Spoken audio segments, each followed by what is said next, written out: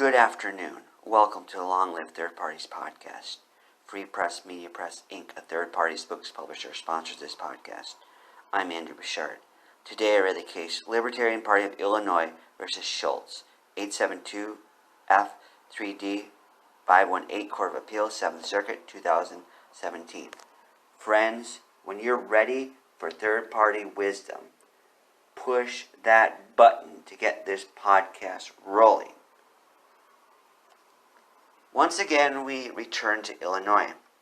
We did another case involving Illinois ballot access. And the issue is a similar law here.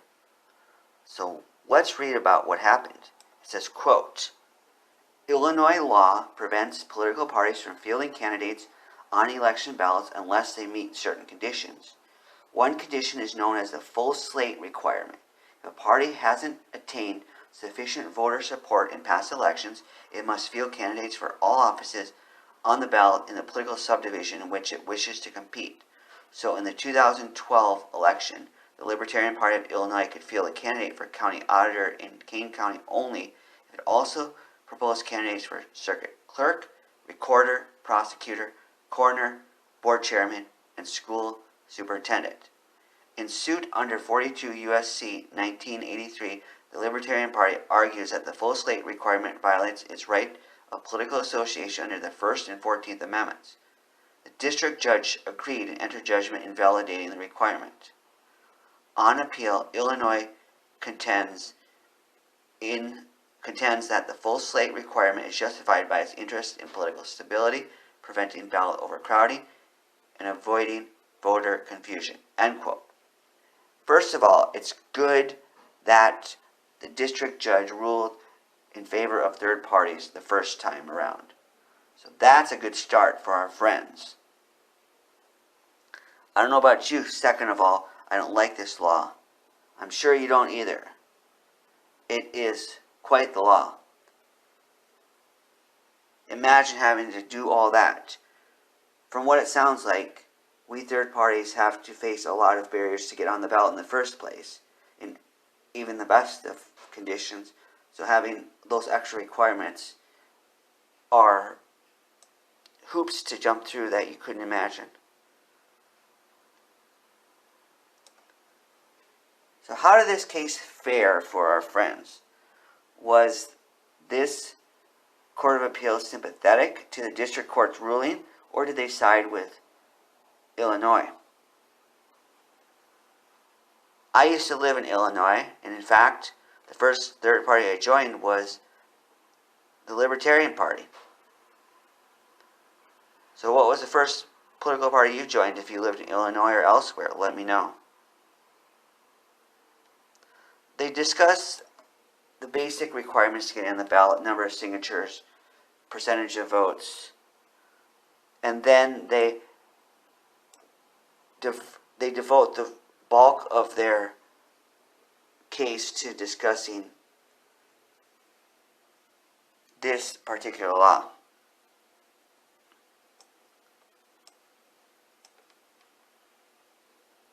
As they say, quote, it isn't simply that the party couldn't run its candidate for county auditor in the 2012 election, it's that Illinois law imposes a burdensome condition on the party's exercise of its right of political association, and that is the party's injury is its inability to access the ballot unless it fields a full slate of candidates, end quote.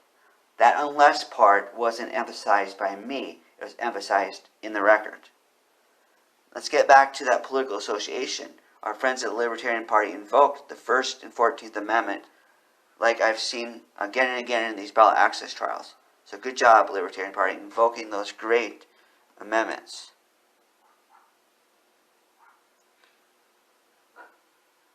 They talk about how important the First Amendment is and how it applies to ballot access. They say the First Amendment gives one the right to have political parties and to get on the ballot. I like that reasoning. I like it a lot.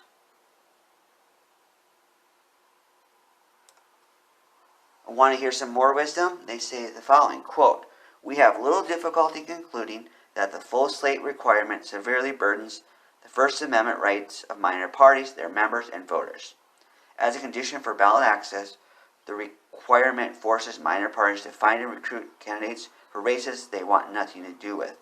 In many instances, the minor party must locate candidates for relatively obscure offices like county recorder or coroner. Moreover, in order to support candidates genuinely interested in winning, Illinois assures us that the full slate requirement isn't meant to produce sham candidacies. A party must devote to each candidate funding and other resources necessary to operate a full-fledged campaign.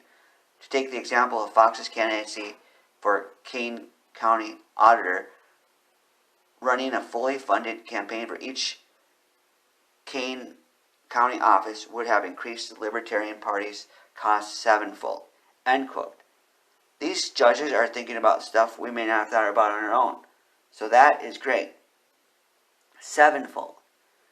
Yes, they are right that this is creating an absurd situation where, despite the intentions of the law, what it requires people to do is to run for all these offices, whether the candidate is good or not. Just, we need somebody to run for county dog catcher, which is everyone's favorite example to use. So anyone, we'll take anyone. So that is not a good situation, is it not, my friends? They continue, they say, quote, although a party's failure to submit a full slate doesn't prevent the candidate from accessing the ballot as independent, party-affiliated campaigns, independent campaigns are entirely different, and neither is a satisfactory substitute for the other. End quote. In a recent social media post as of this podcast, when this podcast comes out, it won't be as recent, I posed a question: what advantages does one have for running as a third-party candidate versus an independent candidate? Because in one of our other cases, in that case it was, I believe it was Brown versus Bayless, where Harry Brown was not approved by the Arizona Libertarian Party, so he had to run as an independent in that state only. But in most of the other states, he got to run under the ballot.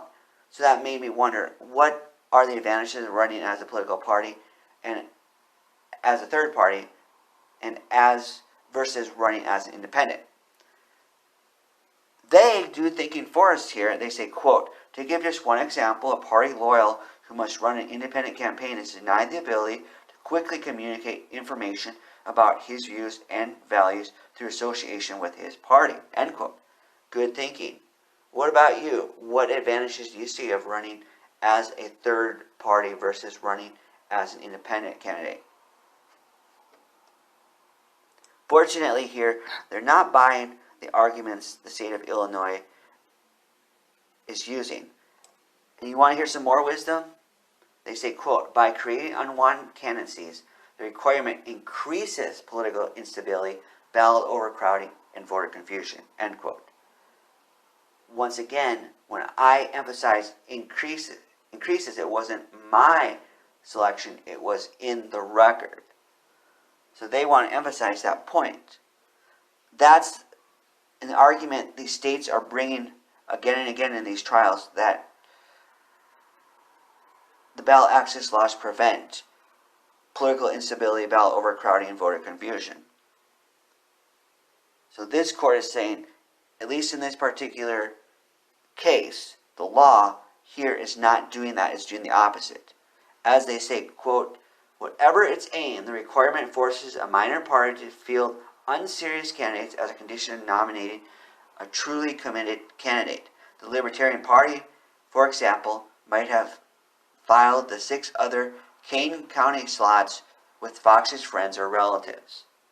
In reality, then, the full slate requirement does not ensure that only parties with a modicum of support reach the ballot.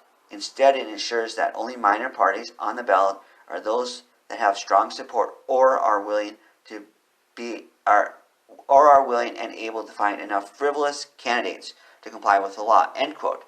They put candidates in scare quotes. And scare quotes. They are saying here that if you have to find any candidate just to have a full slate, that's not a true candidate. the person might not be motivated. You might not be motivated to support them. So it's not a good situation. They make a great point about having, if you have to get a full slate, you might resort to nepotism. And we don't want that, do we?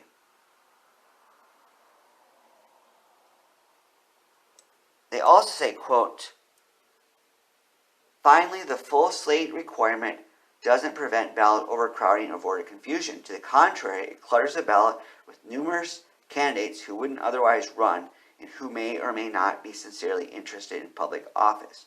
End quote. Again, that's a wise point here. I like how these judges are thinking. In a lot of these cases, we don't get much ground, but here, it's the momentum is tremendous. They're seeing our side, and they're making the case for us. So this is what we want to see. So what's this all leading up to?